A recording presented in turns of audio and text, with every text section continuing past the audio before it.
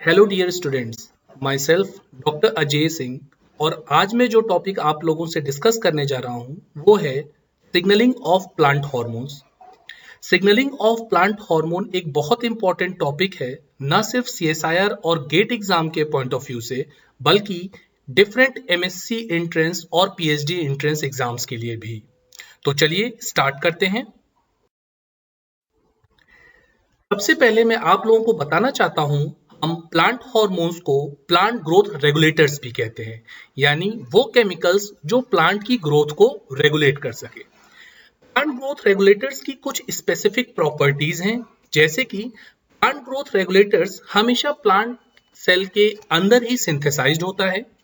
ये small organic compound होते हैं और साथ ही साथ ये हमेशा एक्टिव रहते हैं लो कंसंट्रेशन पे।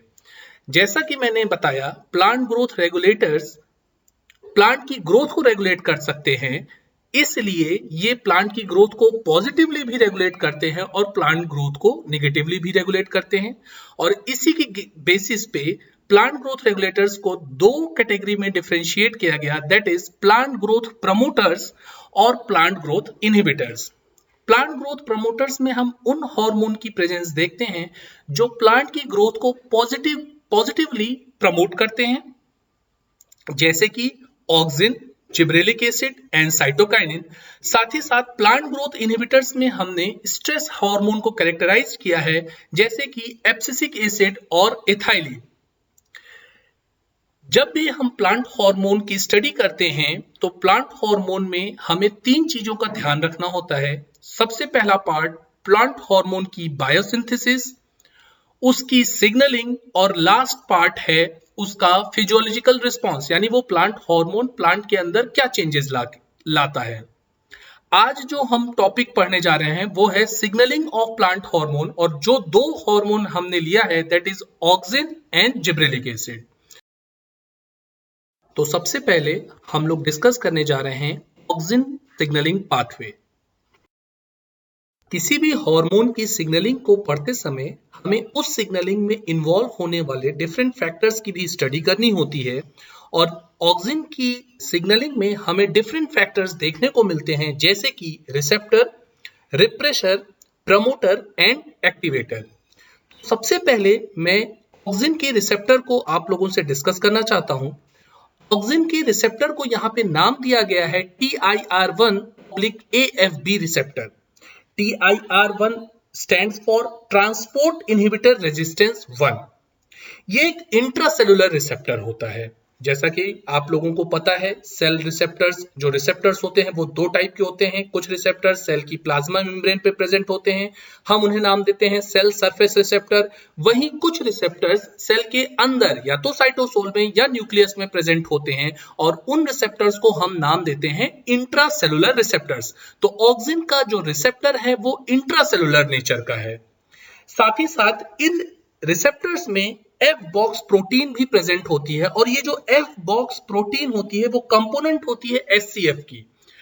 एचसीएफ यहाँ पे क्या है मैं आपको बता दूं, HCF is a E3 ubiquitin ligase. अब आपको समझना पड़ेगा what is E3 ubiquitin ligase.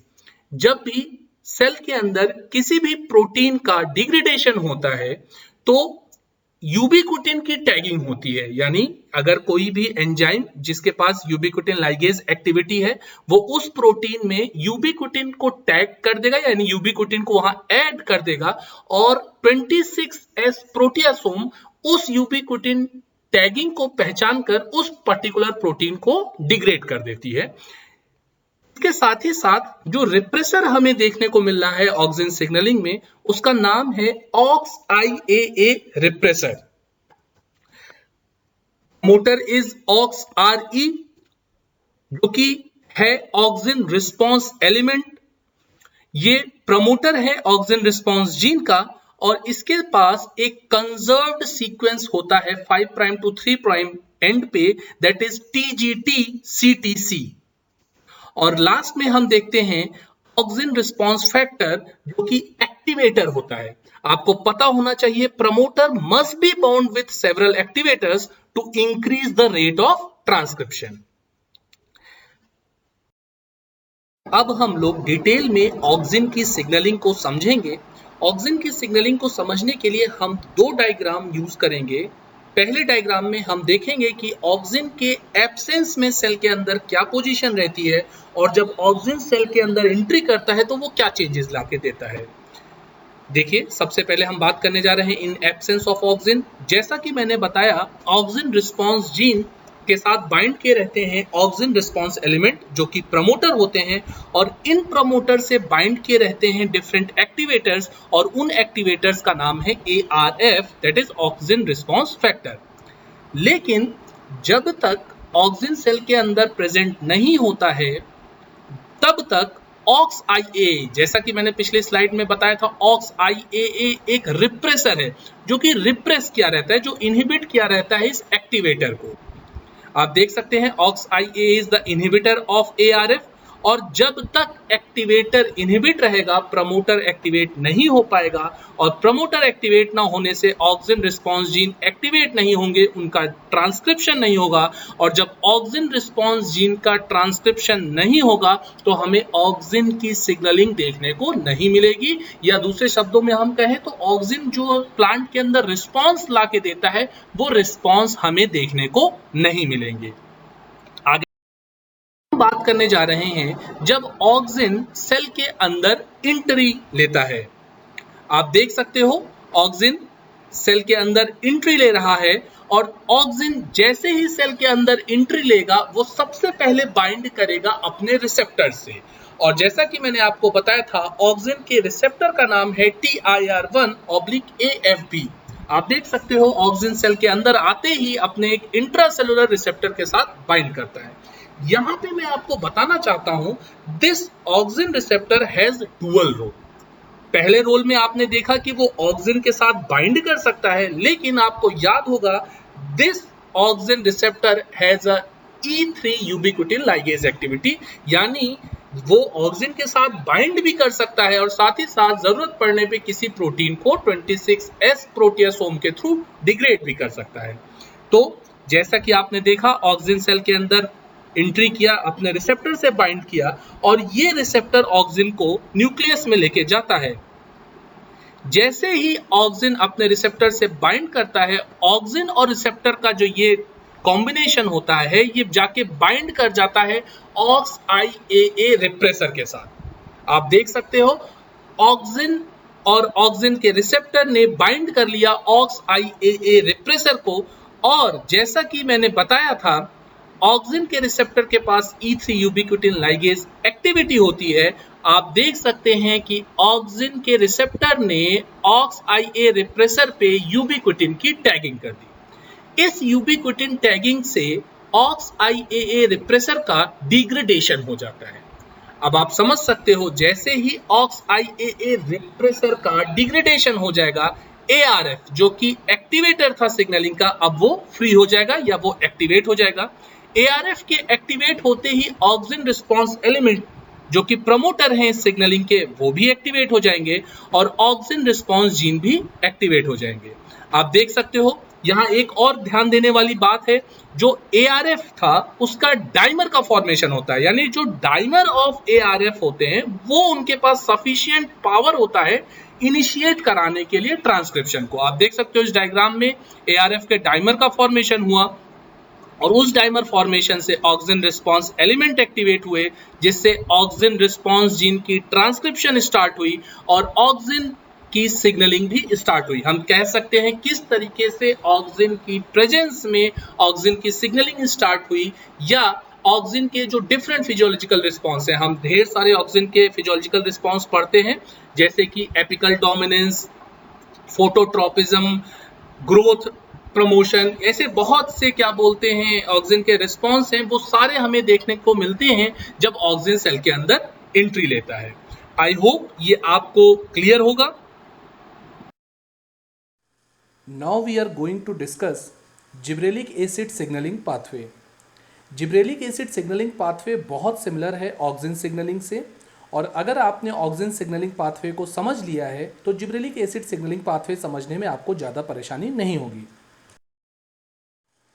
जैसा कि हम लोगों ने ऑक्सिन सिग्नलिंग में रिसेप्टर, रिप्रेसर एक्टिवेटर और प्रमोटर का रोल देखा था, ठीक उसी तरीके से जिब्रेलिक एसिड सिग्नलिंग में भी हमें रिसेप्टर देखने को मिलता है और यहाँ पे रिसेप्टर का नाम है GID, that is gibberellic acid insensitive dwarf. ये भी एक इंट्रासेलुलर रिसेप्टर है और it also has F box component protein. साथ ही साथ जिब्रेलिक एसिड के रिप्रेसर का नाम है DELLA repressor and DELLA stands for the initials of amino acids that is aspartate, glutamate, leucine and alanine. DELLA repressor के बारे में मैं एक इंपॉर्टेंट पॉइंट बताना चाहता हूँ कि DELLA repressor has N terminal and C terminal and DELLA repressor has 2 domain. N terminal पे जो डोमेन होता है उसका नाम है डेला डोमेन जो कि रेगुलेटरी डोमेन है, जबकि इसके C टर्मिनल पे जो डोमेन होता है दैट इज ग्रास डोमेन और जो कि रिप्रेसर डोमेन है। इनका आगे क्या यूज़ होता है मैं आपको आगे चल के बताऊंगा। साथ ही साथ डेला रिप्रेसर डिफरेंट टाइप के भी होते हैं जैसे कि RGA और GAI एराबिडियोप्सिस में देखने को मिलते हैं। RGA stands for repressor of gibberellic acid while GAI stands for gibberellin insensitive.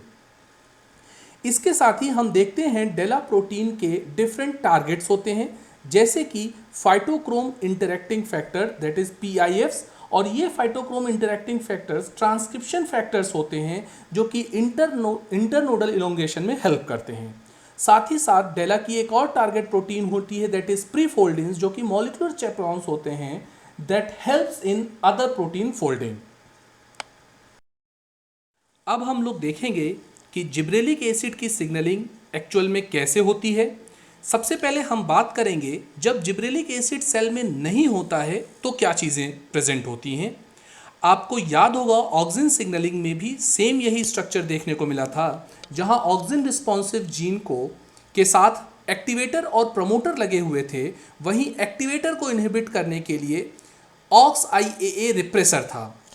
उसी से रिलेट करते हुए मैं इस सिग्नलिंग में भी आपको बताना चाहता हूँ GA रिस्पॉन्सिव जीन से एक्टिवेटर और प्रमोटर एसोसिएट रहते हैं और GA जिब्रेलिक एसिड के एक्टिवेटर को इनहिबिट किया रहता है डेला रिप्रेसर। आप देख सकते हो डेला रिप्रेसर ने इनहिबिट कर रखा है या सप्रेस कर रखा है एक्टिवेटर को।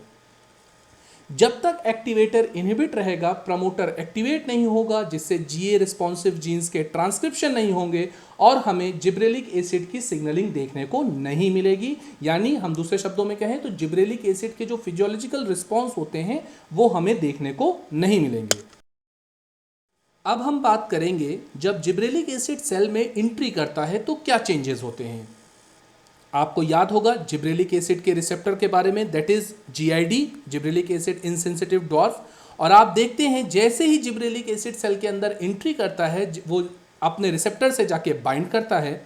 यहाँ पे एक डिफरेंस मैं बताना चाहता हूँ, जैसे कि ऑक्सिन में आपने सिंगल रिसेप्टर का रोल देखा था, बट जिब्रेलिक एसिड में GID1 और GID2 ये दोनों रिसेप्टर्स का रोल आता है।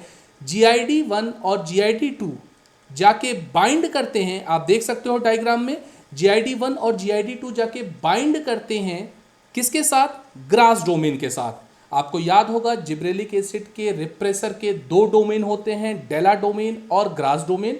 यहाँ पे मैं आपको बताना चाहता हूँ auxin and gibberellins both mediates receptor repressor interaction. आप देख सकते हो जिब्रेलिक एसिड ने ही रिसेप्टर और रिप्रेसर के बीच में इंटरेक्शन कराया। ठीक यही रोल ऑक्सिन भी प्ले कर रहा था रिसेप्टर और रिप्रेसर के इंटरेक्शन में। जैसे ही, और आपको याद होगा मैंने अभी बताया आपको कि जो ये जिब्रेलिक एसिड का रिसेप्टर होता है it also has F box component, यानी SCF एक्टिविटी प्रेजेंट होती है, E3 ubiquitin ligase activity present होती है, यानी जिब्रेलिक एसिड का रिसेप्टर भी यूबिक्विटिन की टैगिंग कर सकता है और प्रोटीन का डिग्रेडेशन कर सकता है।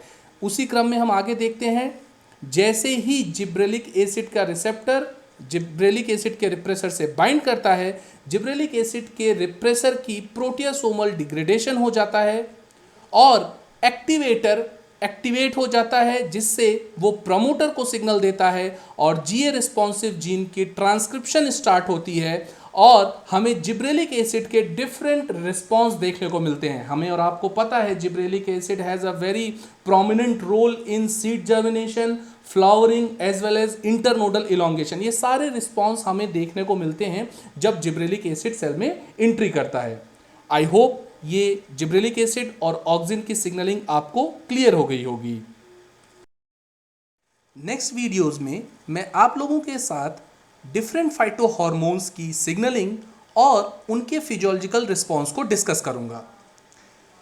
If you find this video informative then please like, comment your response and share with your colleagues.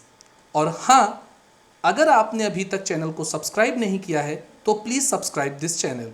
Thank you.